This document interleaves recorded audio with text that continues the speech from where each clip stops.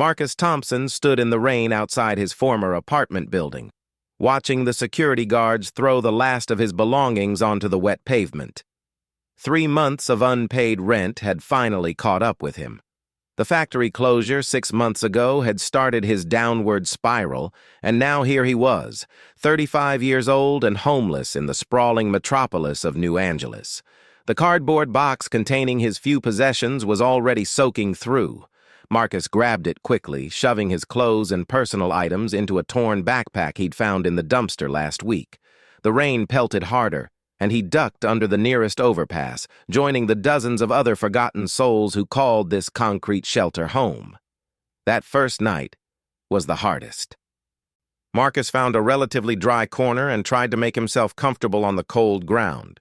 The sounds of the city never stopped. Sirens, hover cars zooming overhead, and the occasional scuffle between desperate people fighting over territory or scraps. He clutched his backpack tight, afraid someone might steal the last remnants of his former life. 3 weeks passed in a blur of survival. Marcus learned which restaurants threw out still edible food, which security guards would look the other way, and which areas to avoid after dark. The hunger was constant, gnawing at his stomach like a living thing. His clothes grew dirty and torn, his beard wild and unkempt. People who once might have smiled at him now crossed the street to avoid his presence. One particularly cold evening, Marcus huddled in an alley behind a convenience store, hoping to find something in the dumpster. The hunger had become unbearable, and he hadn't eaten in 2 days. As he searched through the garbage, his hands shaking from cold and weakness, he heard a strange sound, like crying, but different somehow, higher-pitched, almost musical. Following the sound, Marcus discovered a small figure crouched behind a stack of broken crates. At first he thought it was a child, maybe 7 or 8 years old. But as his eyes adjusted to the dim light, he noticed things that made his breath catch. The child's skin had a faint blue tint, and her eyes, when she looked up at him, were larger than any human's, with swirling silver irises that seemed to hold tiny stars. She was an alien. Marcus had seen aliens before, of course. Earth had been part of the Galactic Coalition for 20 years now. But they usually stayed in the affluent districts, in their embassy towers and exclusive neighborhoods. What was an alien child doing here, in the worst part of the city? The little girl shrank back as Marcus approached, clearly terrified. Her clothes were even more ragged than his, and she was shivering violently. Marcus could see she was injured. Dark purple blood seeped through a tear in what looked like a strange, shimmering fabric wrapped around her arm. "Hey," Marcus said softly, holding up his empty hands to show he meant no harm. "It's okay. I won't hurt you." The girl watched him with those enormous eyes, tears streaming down her blue-tinged cheeks.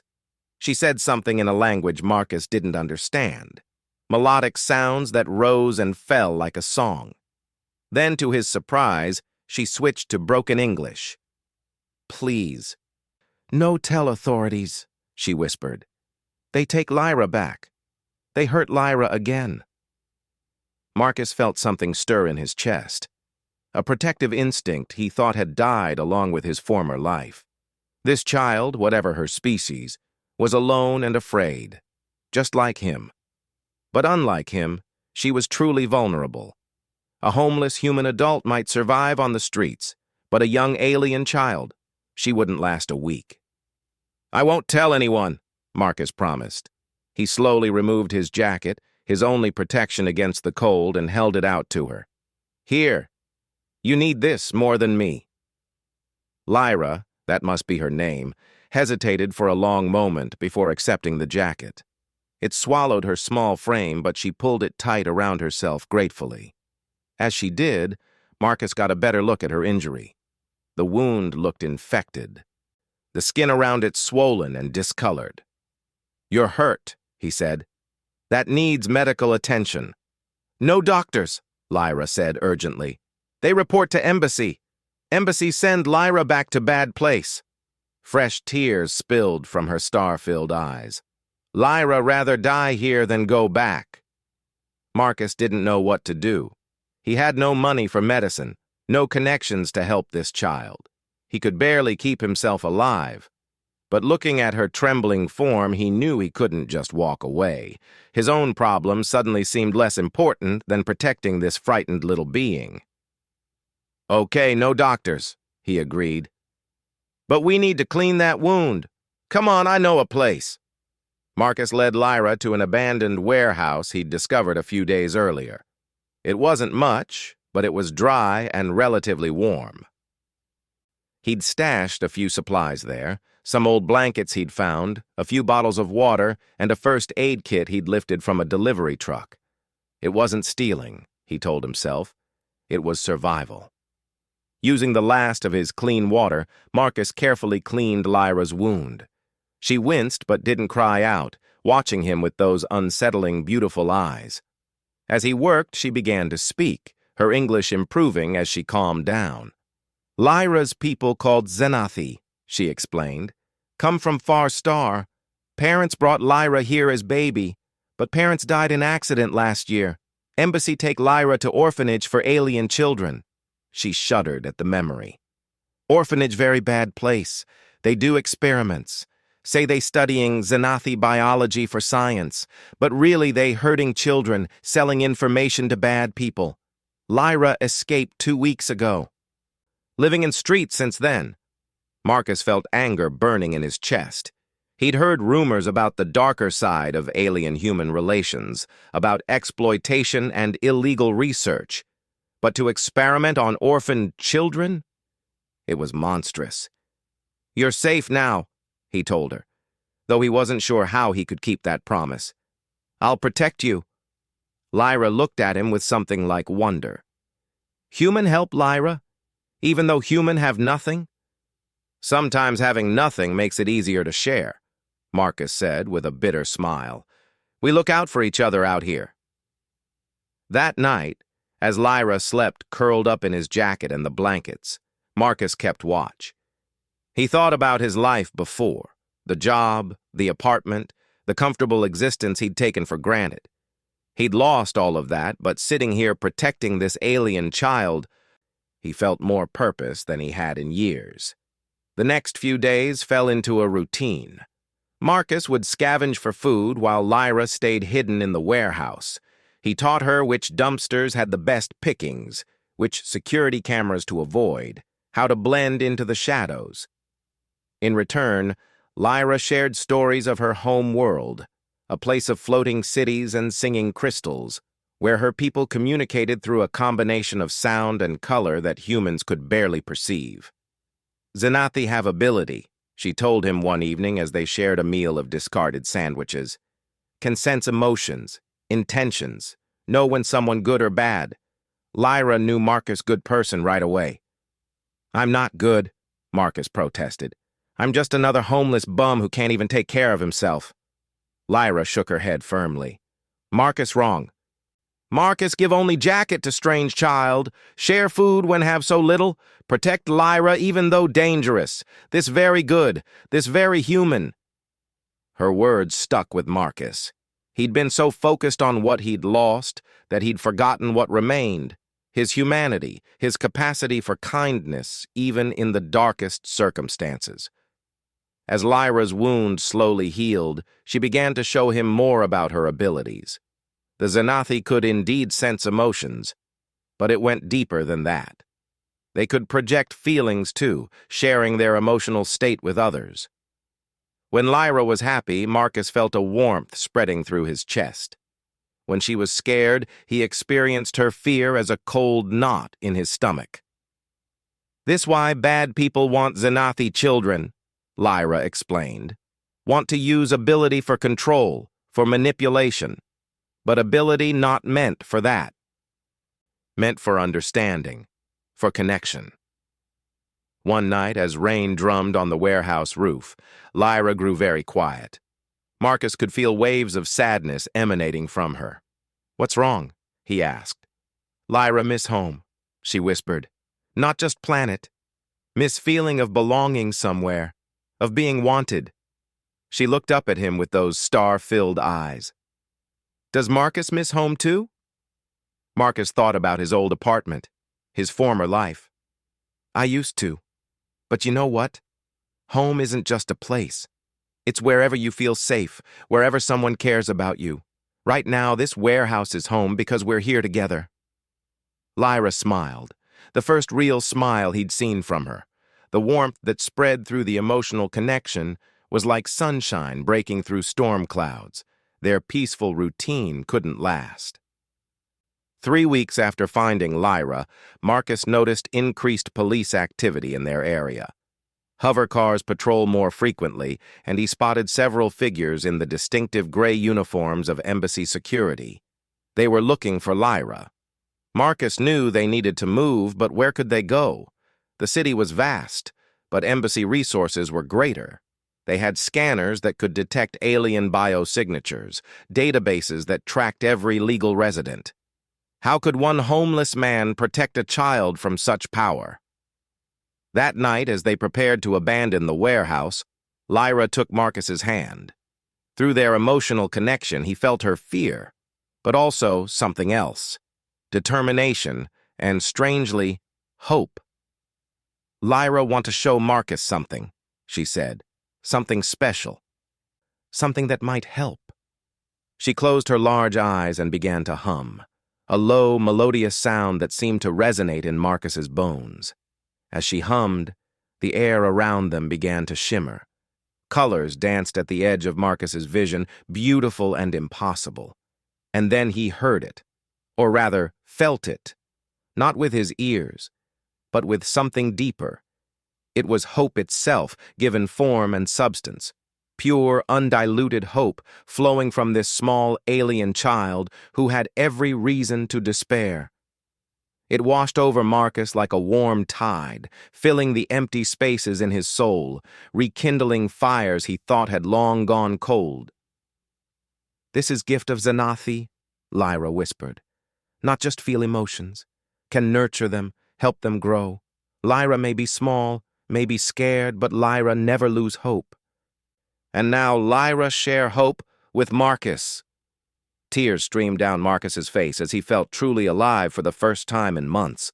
The despair that had crushed him since losing his job, his home, his identity, it didn't disappear, but it no longer defined him.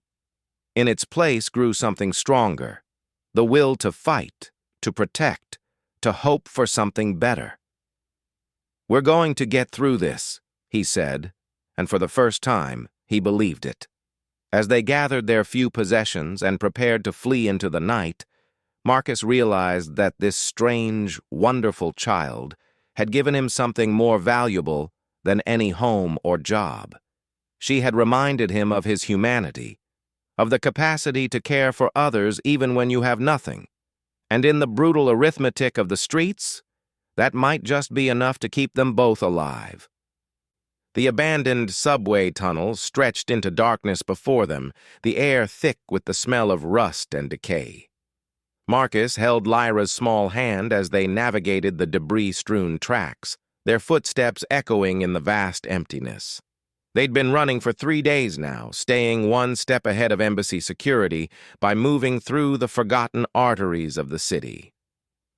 "Marcus tired," Lyra said softly, her voice carrying that musical quality that made even simple words sound like a song. Through their emotional connection, he could feel her exhaustion like a weight on his own shoulders. But underneath it, that spark of hope still burned bright. "Just a little further," Marcus encouraged, though his own legs felt like lead. "There's a maintenance room up ahead where we can rest."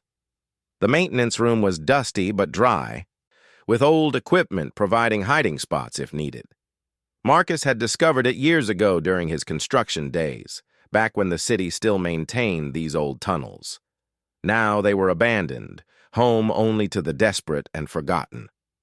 As Lyra curled up on a makeshift bed of old tarps, Marcus kept watch by the door. The embassy search had intensified.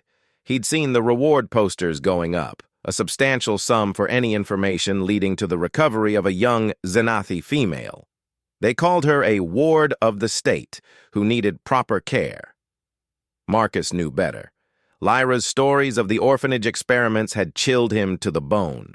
Through the grime-covered window, he could see the lights of the city above. Somewhere up there, people were living normal lives, unaware of the hunt happening in the shadows below.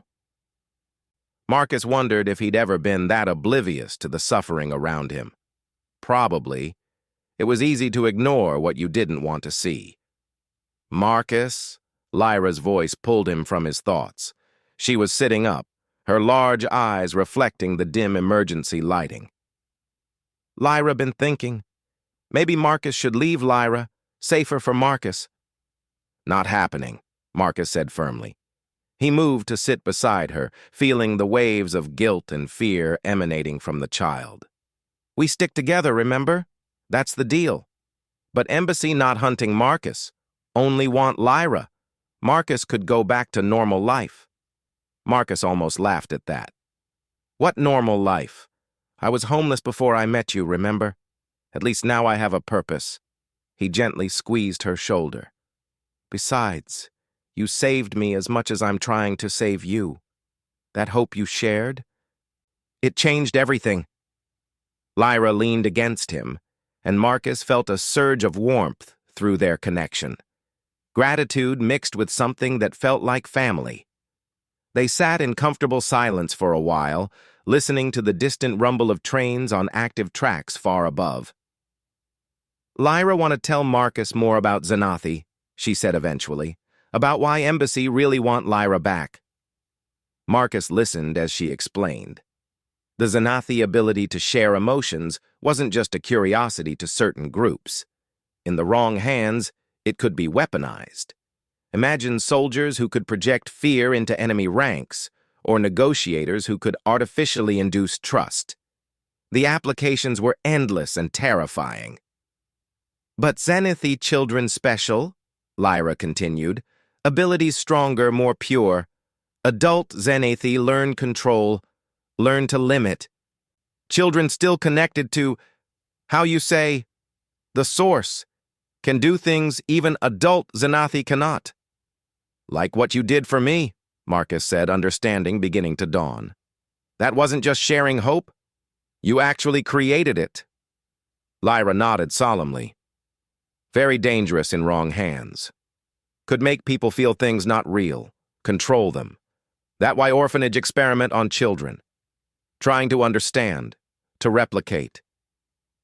The weight of responsibility settled heavier on Marcus's shoulders. He wasn't just protecting a scared child, he was keeping a powerful ability out of the hands of those who would abuse it. But how long could they keep running? They needed food, water, basic supplies. Every venture to the surface risked exposure. As if reading his thoughts, Lyra said, Lyra know Marcus worried about supplies. But Lyra can help. She closed her eyes and hummed softly, that same melodious tone that seemed to resonate in the air itself. Other homeless people nearby, Lyra can feel them.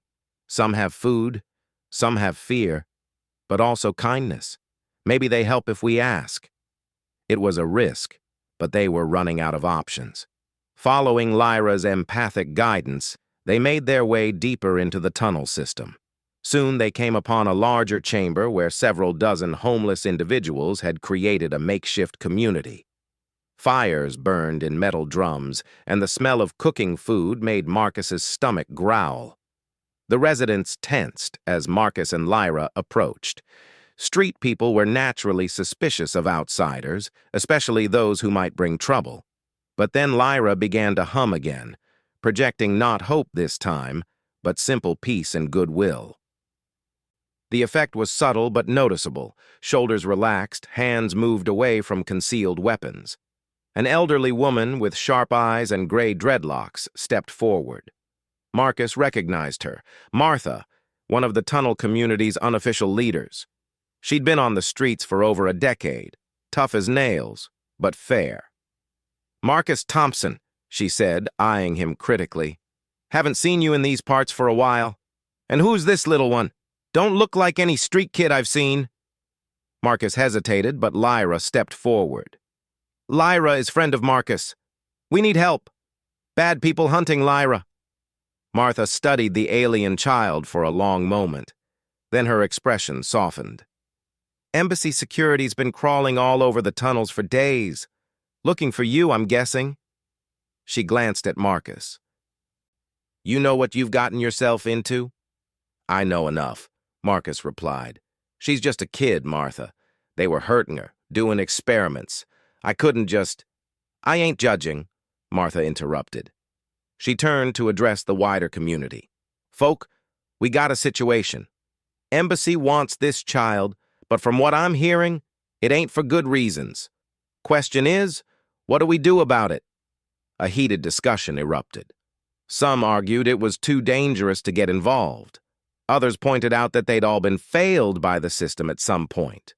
Why should they help enforce it now? Through it all, Marcus noticed Lyra humming softly. Not manipulating, but simply sharing her emotional state. Fear, yes, but also trust in the basic goodness of these forgotten people. Finally, a consensus emerged. They would help, but carefully. The tunnel community had survived by staying invisible, and they wouldn't jeopardize that. But they could share food, information, and most importantly, knowledge of the tunnel system that even embassy security didn't possess. Over the next few days, Marcus and Lyra became part of the community. They learned the secret routes, the hidden chambers that didn't appear on any city planning documents. Lyra's abilities proved invaluable. She could sense embassy patrols before they got close, giving everyone time to scatter or hide. In return, Lyra shared her gift with the community. Not the overwhelming wave of hope she'd given Marcus, but smaller comforts. She eased old Tom's chronic despair just enough for him to make it through another day. She calmed Sarah's anxiety attacks when the walls felt too close. She helped young Jamie remember what happiness felt like after months of addiction recovery. Never seen anything like it, Martha told Marcus one evening as they watched Lyra play a simple game with some of the tunnel children, human kids who'd ended up here through various tragedies. That little one's got a gift, not just the emotion thing, but the way she sees people. Doesn't matter that we're dirty, broken, forgotten. She sees us as people worth helping. She saved me, Marcus admitted. I was ready to give up, just let the streets swallow me. Then I found her, and suddenly I had a reason to keep going. Martha nodded knowingly. Sometimes that's all it takes. One person believing you're worth a damn. She paused, then added, Embassy's not going to give up, you know. They've increased the reward. Some folks might be tempted. Marcus had noticed the tension, too. As grateful as most were for Lyra's help, desperation could override gratitude. A few community members had been eyeing Lyra speculatively, no doubt calculating how much food and shelter that reward money could buy. That night, as the community settled in for sleep, Marcus felt Lyra trembling beside him.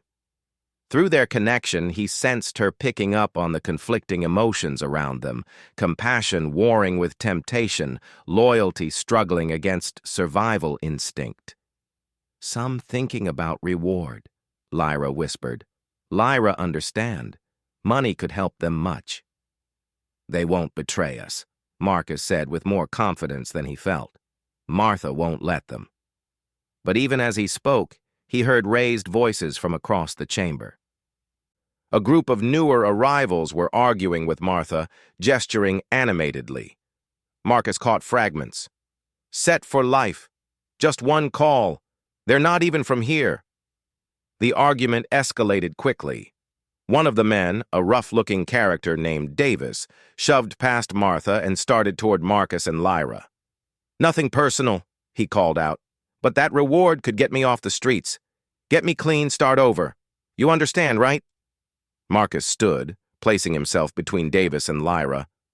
Back off. You'll have to go through me. Davis laughed bitterly. Look at you playing hero. You're just as broke and desperate as the rest of us. Why should you get to decide what happens to the alien? Others were standing now, the community dividing into factions. Some stood with Martha, ready to defend the child who'd helped them. Others sided with Davis, seeing a chance to escape their circumstances. The tension crackled like electricity before a storm. Then Lyra began to sing. It wasn't humming this time, but actual singing in her native language.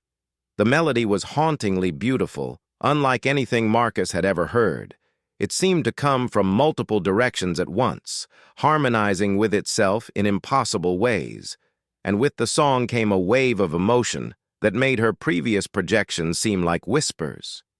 She shared everything: her terror at the experiments, the pain of losing her parents, the loneliness of being the only one of her kind in a hostile world. But she also shared the joy of finding Marcus, the warmth of being accepted by the tunnel community, the simple pleasure of playing with other children for the first time in her life. The effect was overwhelming. Davis dropped to his knees, tears streaming down his face as he experienced Lyra's memories as if they were his own. Others wept openly, feeling the weight of what this child had endured and the light she'd managed to keep alive despite it all. When the song ended, the chamber was silent except for quiet sobs. Davis looked up at Lyra, shame and understanding in his eyes. "I'm sorry," he whispered. "I'm so sorry. I forgot what it means to protect something innocent." Martha helped Davis to his feet. "We all get lost sometimes," she said gently. "Question is what we do when we find our way again." The crisis passed, but Marcus knew it was temporary. Lyra's song had bought them time and solidarity, but it had also exhausted her. She slumped against Marcus, barely conscious, her skin pale even for a Xanathi. "That was too much," Marcus said, carrying her to their sleeping area. "You pushed too hard." "Had to," Lyra murmured. "Had to make them understand. Not just with heads, but with hearts." She managed a weak smile.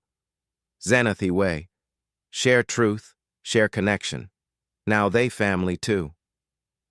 As she slept, Marcus held her close and pondered their situation. They couldn't stay in the tunnels forever. Lyra needed proper food, medical care, education, things he couldn't provide. But the alternatives seemed impossible. The embassy would never stop hunting her, and no legitimate organization would harbor a fugitive alien child.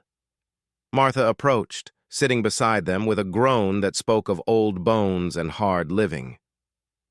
"That was something," she said quietly. "Never felt anything like that in my life. Like living someone else's truth." "She's special," Marcus agreed. "And I don't know how to protect her. I'm just one man with nothing to offer but good intentions." Martha was quiet for a moment. Then she said, "You know, there's stories in the community about an underground railroad of sorts. People who help aliens escape bad situations, get them to safety. Thought it was just tunnel talk, but after what I saw tonight..." She handed Marcus a scrap of paper with an address. "Might be worth checking out. Might be nothing. But maybe, just maybe, it's hope." Marcus looked at the address. A location in the old industrial district. It was a risk, possibly a trap. But what choice did they have? They were running out of time, options, and safe places to hide. "Thank you," he said simply. Martha squeezed his shoulder. "You're good people, Marcus. Both of you. World needs more of that." She stood to go, then paused. "Whatever happens, you've made a difference here. That little girl reminded us what it means to be human. Don't forget that." As the tunnel community settled back to sleep, Marcus held Lyra and planned their next move. The address could be their salvation or their doom. But as he felt the steady pulse of hope that always emanated from the sleeping child, he knew they had to try. Tomorrow they would leave the relative safety of the tunnels and venture into unknown territory. But tonight, surrounded by people who had chosen compassion over comfort, Marcus allowed himself to believe that maybe, just maybe, humanity was worth saving after all. The soft sound of Lyra's breathing, mixed with the distant drip of water and the quiet murmur of sleeping people. In this forgotten place beneath the city, among the discarded and downtrodden, something beautiful had happened.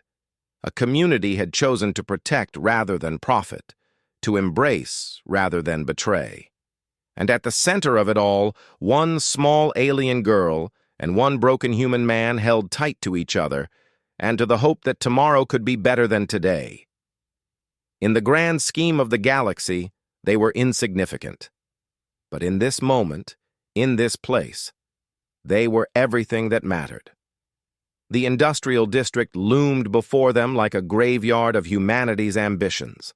Massive factories stood silent and empty, their windows dark eyes staring at nothing. Marcus checked the address again. Building 47, Level 3, Bay 12. It seemed impossibly specific for such a desolate place. Lyra walked beside him, her small hand in his. She'd recovered from the exhaustion of her song in the tunnels, but Marcus could still feel a fragility through their connection. Using her abilities so intensely had taken a toll. "Place feels strange," Lyra whispered, her large eyes scanning the empty streets. "Like sadness soaked into metal and concrete." Marcus knew what she meant. These factories had once employed thousands, himself included, before everything went automated. Now they stood as monuments to obsolescence, reminders that progress didn't always mean prosperity for everyone. Building 47 looked no different from the others, a massive structure of corrugated metal and reinforced concrete. But as they approached, Marcus noticed subtle signs of activity. The security fence had been recently repaired. Fresh tire tracks led to a loading dock. And there, a small camera, carefully hidden, tracking their movement. "We're being watched," Marcus murmured. "Good watching or bad watching?" Lyra asked. Before Marcus could answer, a door opened with a pneumatic hiss. A woman stepped out, middle-aged, wearing practical clothes and a cautious expression. Her eyes widened slightly when she saw Lyra. "You're the ones Martha sent," she said. It wasn't a question. "Come, quickly. Embassy patrols have been increasing in this sector." They followed her through a maze of corridors that should have been empty but showed signs of recent use. The woman introduced herself as Dr. Sarah Chen, speaking in clipped, efficient sentences as she led them deeper into the building. "We've been expecting you," she said. "Well, not you specifically, but we heard about a Xanathi child on the run. The emotional resonance event in the tunnels was detected by our sensors. Only a young Xanathi could project that strongly." "Who's we?" Marcus asked, instinctively pulling Lyra closer. Dr. Chen smiled for the first time. "Officially, we don't exist. Unofficially, we're a coalition of humans and aliens working to protect vulnerable individuals from exploitation. Scientists, social workers, former government employees who couldn't stomach what was happening in the shadows." They entered a large open area that had been converted into a living space. Marcus counted at least 30 people of various species working at computers, preparing food, or simply living. Children played in a cordoned area, human and alien together, their laughter echoing in the vast space. "Welcome to Station 7, Dr. Chen said. "One of 12 safe houses in the network. We help aliens escape abuse, trafficking, illegal experimentation. And yes, we know about the orphanage programs." Lyra suddenly broke free from Marcus and ran toward the play area. Another Xanathi child was there, a boy slightly older than her with the same blue-tinged skin and star-filled eyes. The two children stared at each other in wonder before embracing, a high-pitched keening sound emerging from both of them. "That's Corin," Dr. Chen explained. "We rescued him from a private lab 6 months ago. He's the only other Xanathi child we've been able to save. The others—" She didn't finish the sentence. Marcus felt a mix of relief and anxiety. This place seemed like everything they needed, but his street instincts warned against anything too good to be true. "What's the catch?" "Places like this don't exist without a price," Dr. Chen nodded approvingly. Smart question. The catch is that we're illegal. Harboring runaway aliens, especially children, violates about a dozen coalition laws. If we're discovered, everyone here faces imprisonment or worse, and the embassy has been getting closer. They know we exist, just not where. She led Marcus to a quiet corner where they could talk while keeping an eye on Lyra, who was now playing with Corin and the other children. Through their connection, Marcus felt waves of joy from her, the simple happiness of not being alone. Lyra is special, even among Xanathi, Dr. Chen continued. Our sensors showed that emotional projection in the tunnels from 2 miles away. That kind of power, in the wrong hands, it could reshape society. Imagine political leaders who could make entire populations feel whatever they wanted, or corporations inducing artificial desire for products. The applications are endless and terrifying. She's just a kid, Marcus said defensively. She uses her gift to help people, to share hope. Exactly why she needs protection and training. Dr. Chen gestured to the facility around them. We can offer both, safe housing, education, and most importantly, other Xanathi who can teach her to control her abilities. But there's something else we need to discuss. She pulled out a tablet, showing Marcus a series of documents. The embassy has classified Lyra as a ward of the state, but there's a loophole. Xanathi law recognizes adoption bonds that supersede government claims. If a Xanathi child forms a genuine emotional bond with an adult, and that adult formally accepts guardianship, even the embassy can't break it. Marcus stared at the documents. You're saying I could adopt her? But I'm nobody. I don't have a job, a home, anything to offer. You have everything that matters, a new voice said. Marcus turned to see an elderly Xanathi approaching, the first adult of the species he'd encountered. The alien's skin was deeper blue than the children's, lined with what might have been age or wisdom. I am Theologian Vyrath. I have been observing your bond with young Lyra through the ambient emotional field. It is remarkable. Vyrath sat with difficulty, joints clearly aching. In our culture, family bonds are not determined by genetics or law, but by emotional resonance. The connection between you and Lyra is stronger than many biological parent-child bonds among Xanathi. You have suffered together, hoped together, protected each other. In our eyes, you are already family. But the embassy? The embassy respects Xanathi cultural law when it suits them, Dr. Chen interrupted. In this case, we can use it against them. With Theologian Vyrath as witness and cultural authority, we can file the adoption papers through Xanathi channels. Once approved, Lyra becomes legally yours, protected by interspecies treaties. Marcus felt overwhelmed.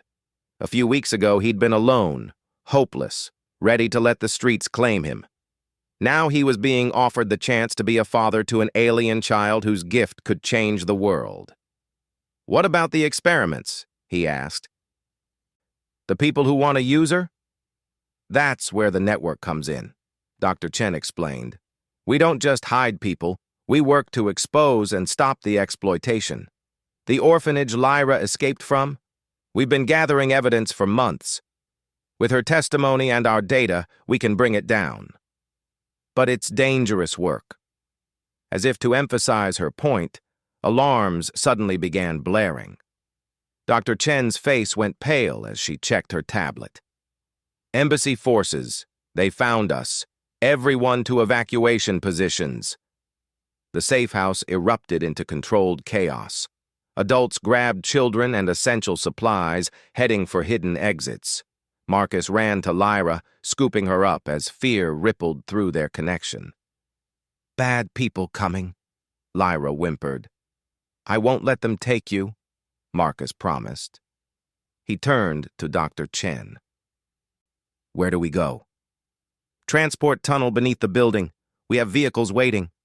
She was already moving, efficient despite the panic. This isn't our first evacuation. They raced through corridors as the sound of hovercars grew louder outside.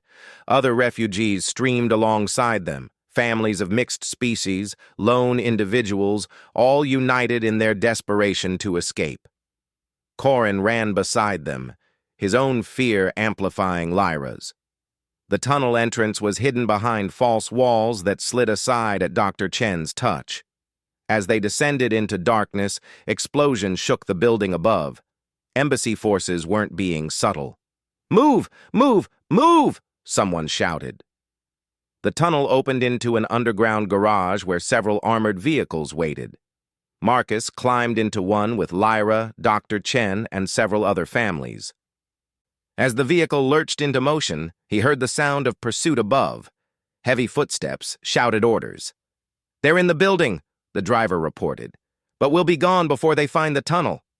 Lyra pressed against Marcus, her whole body trembling.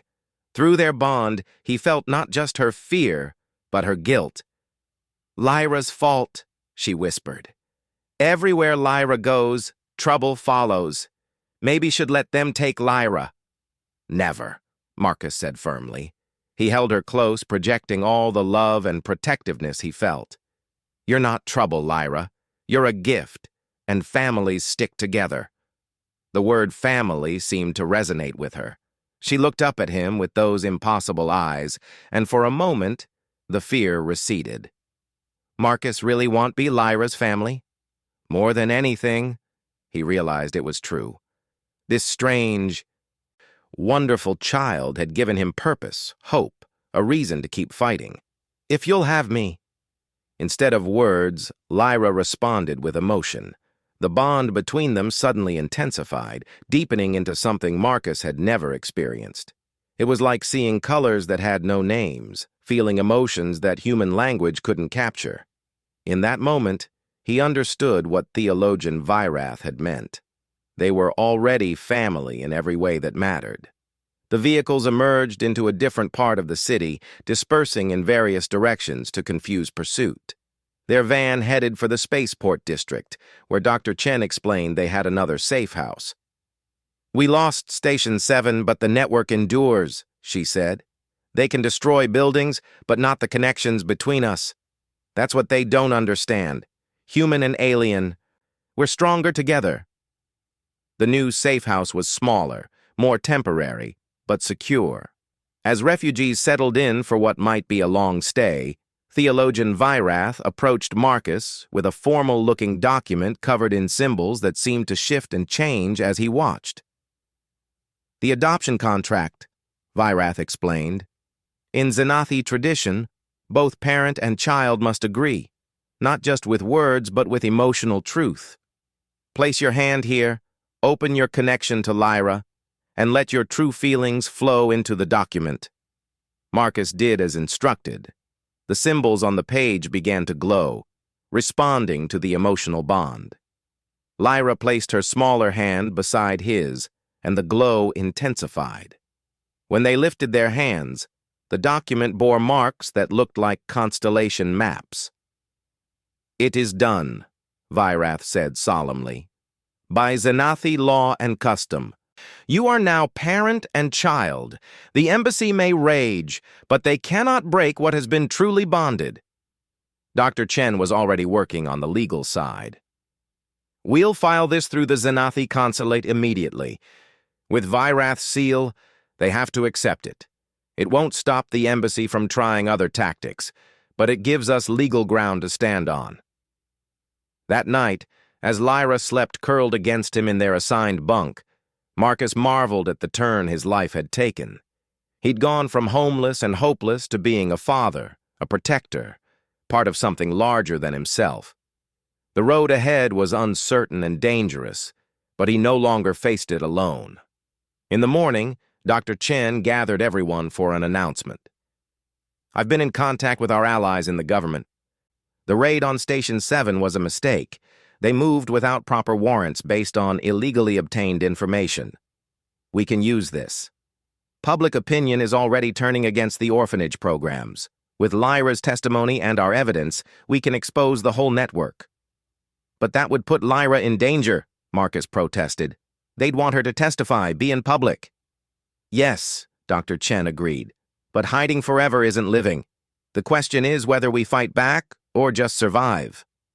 Marcus looked down at Lyra, who had been listening quietly. Through their bond, he felt her fear, but also her determination. She'd been running her whole short life. Maybe it was time to stand and fight. "What does Lyra want?" he asked her. She was quiet for a long moment, then spoke with surprising maturity. "Other children still in bad place. Still being hurt. Lyra was lucky. Found Marcus, found friends. Others not so lucky." She looked up at him. "Want to help them. Want to use gift not just for hiding, but for healing. For hope." Marcus felt a surge of pride. This remarkable child, despite everything she'd been through, still wanted to help others. It was humbling and inspiring. "Then we fight," he said, "but we do it smart. We protect ourselves while protecting others." Over the following weeks, they prepared. Lyra worked with Corin and Vyrath to better understand and control her abilities. She learned that Xanathi emotional projection wasn't just about sharing feelings, but about healing trauma, building bridges between species, creating understanding where there had been fear. Marcus, meanwhile, learned about the legal system he'd need to navigate. Dr. Chen and her team coached him on what to say, how to present himself. They got him clean clothes, helped him look respectable. But more than that, they helped him see himself differently. Not as a failure who'd lost everything, but as a man who'd found his purpose in protecting the innocent. The day of the hearing arrived faster than expected. The coalition judiciary had fast-tracked the case due to public pressure. News of the orphanage experiments had leaked, causing outrage across human and alien populations alike. The question was whether that outrage would translate to justice. The courtroom was packed with media, advocates, and government officials. Marcus sat at the respondents' table with Lyra, their adoption papers prominently displayed. Across from them, embassy representatives looked cold and bureaucratic. The lead prosecutor, a sharp-faced woman named Director Hayes, opened with clinical efficiency. "The child designated Lyra X7 is a ward of the state, placed in protective custody for her own safety. The respondent, Marcus Thompson, is an unemployed vagrant with no means to support a child, human or otherwise." Objection, Marcus's lawyer, provided by Dr. Chen's network, stood smoothly. "My client is the legally recognized adoptive parent of Lyra by Xanathi law, which supersedes coalition authority in matters of Xanathi family bonds." The trial proceeded with legal arguments and counter-arguments, but the turning point came when Lyra was called to testify. Marcus had worried about putting her through this, but she had insisted. Standing in the witness box, looking small but determined, Lyra began to speak. But more than speaking, she projected. Not manipulating emotions, but sharing her truth. The entire courtroom felt what she had experienced: the loss of her parents, the horror of the experiments, the despair of being alone. Then they felt her rescue, the warmth of Marcus's protection, the joy of finding family among the forgotten. Tears flowed freely as hardened reporters experienced a child suffering firsthand. Even Director Hayes looked shaken, her clinical composure cracking. "This is what they did to children," Lyra said simply. "Not just Xanathi, human children too, other species. All in name of science, of control. But Marcus showed Lyra a different way. Show that humans can be kind, can protect, can love without wanting anything back. This is humanity Lyra believes in." When she finished, the courtroom was silent. The judge, an elderly human with kind eyes, cleared his throat. "I've presided over many cases, but never one where the truth was so clearly felt. The evidence is overwhelming. Not just of the abuse this child suffered, but of the genuine bond between her and Mr. Thompson." He turned to the embassy representatives. "Your agency has failed in its duty of care. Worse, it has actively harmed those it was meant to protect. This court recognizes the Xanathi adoption and grants full custody to Marcus Thompson. Furthermore, I'm ordering a full investigation into the orphanage programs, with all children immediately removed to proper care facilities. The courtroom erupted in applause.